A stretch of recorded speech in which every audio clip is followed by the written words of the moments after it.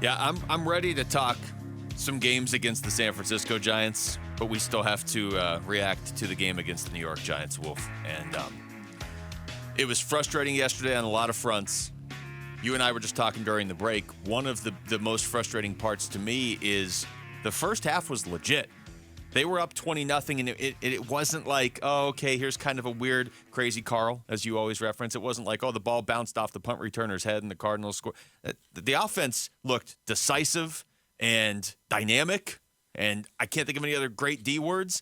But Josh Dobbs, I mean, in the first half, I was like, I had the thought cross my mind of, did everybody just miss on this guy?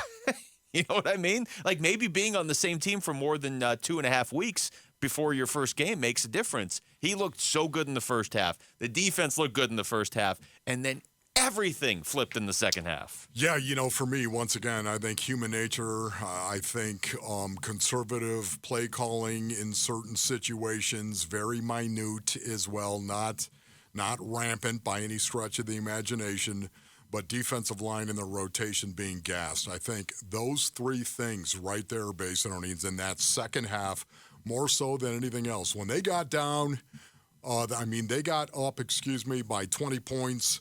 I think human nature got the players a little bit comfortable.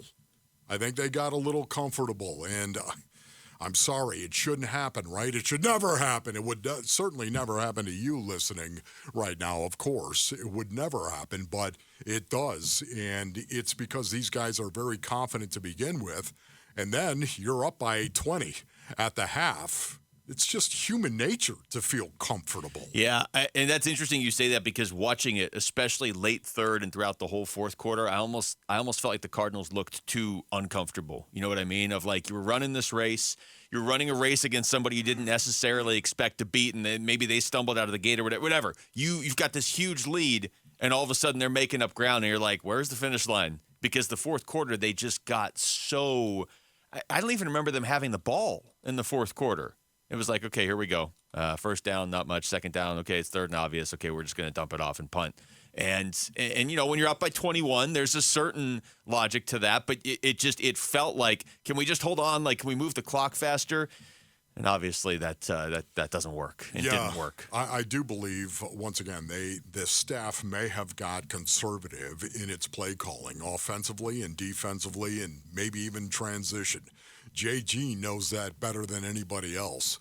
But I also think, too, when you think of the first three quarters, and then you think of the defensive line and the defensive line rotation and what happened with that defensive line rotation. First of all, you had no Lucky Fotu, of course. L.J. Collier was out and is done for a while on IR right now. Mm-hmm. So that's a bummer because he was playing so well. Those two guys in particular were playing so well. And then the best reserve, the guy that wasn't starting but Carlos Watkins, he goes out of the game. That defensive line rotation, those guys were exhausted. Jonathan Gannon was asked about the defensive line on the post-game on the Cardinals radio network. Yeah, I don't know if it was that. I think that they did a good job. They battled in there. Obviously, we lost Silos with an injury, so that takes one out of the rotation. But I thought they battled pretty well, and they played hard, and that wasn't the reason we lost the game. The reason we lost the game because we got out-coached there in the second half. Well, the other part of this, too, Wolf, no Budda Baker all game. I mean, and yeah, so he wasn't there. But and that's not defensive line, but that's another piece that was missing there. The biggest potential concern I had in the second half, the most alarming thought I had in the second half was did they just expose something in the Cardinals secondary? That was the one thing. Everything else, I think you can kind of eventually. It's going to take a little while to put this game in the rearview mirror and get that bitter taste out of your mouth. But there was a lot of good from this game. I'm sure we'll talk about this week. Sure. I just don't feel like talking about it right now. but it's not going to happen today. No, it's not going to happen today. But in the second half, my worry was this is Daniel Jones, who is good but probably overpaid. He's decent, and he looks like Patrick Mahomes. Sure. The Cardinals need work in the secondary. There's no doubt about it. But once again, I want to go back to JG and how he finished that right there. Yeah, the defensive line was exhausted. That was one of the reasons why the Arizona Cardinals folded, I think, defensively in that fourth quarter. JG, though, JG and what he said at the end of that cut Luke just played, Basinonians, he showed a ton of leadership and was accountable in front of the football universe. And to me, he said it, they got out-coached. That's what he believes. That's what he believes. Here, I got more on that, talking about the miscues in the second half. You know, if you let them, if you don't get off the field, yeah, it's always going to. You know, they had a couple drives there that were long, and again, the guys with the defensive side, that starts with me. Exactly what we couldn't do to lose that game coming out of halftime, we did.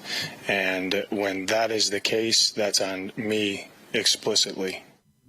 Look at that right there. I mean, once again, the only thing I can think of is JG right now trying to model what accountability looks like, I should say, in front of his entire team. That's what I think he's doing right now, Basinonies. He's literally trying to model accountability in what it looks like for his guys inside that locker room.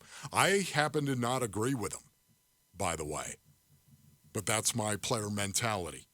And I'll never change my player mentality. I never will. I'm not going to apologize. I know I'm 60, but I'm savage. You know what I mean, Basinonians?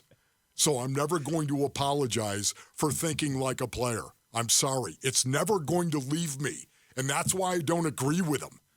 I've got a player's mentality. I don't want to hear coach say that they had to call the right plays for me in order for me to go do my job. He's modeling accountability. That's what he's doing. What he's doing. He's modeling accountability, but I don't agree with his assessment. So you're call the stinking play, coach, and I'll go execute it. 60 savage and not sorry. That's what you are. That's right. 60 savage and not sorry. Somebody write that down. I think when you have a game where you're up by 21 in the second half, everybody takes some accountability. I mean, if you lose that game, everybody takes some accountability because, you know, the thing is, Wolf, like when the Giants tied it, it just didn't feel like there was any way in the world the Cardinals were going to win. They just feel, I'll go back to the racing analogy. It felt like they were gassed. They had this huge lead. They earned that lead. That's the part that stings if you're a Cardinals fan. They played really well in the first half, and then they just started stumbling. And the other runner caught them, and there was no way they were going to come back and win once it was 28-28 even. And that's just, you know, some of this is growing pains. Some of this is a learning experience for Gannon and that coaching staff. Some of it is for this team collectively, Josh Dobbs, everybody involved, I would say. But it's impossible to not look at that game yesterday and also not think of the schedule coming up. Like, we all know what's coming up with Dallas, San Francisco, and I don't know if Cincinnati's good anymore or not. I don't know what their deal is, but Dallas and San Francisco look like two of the best teams in football.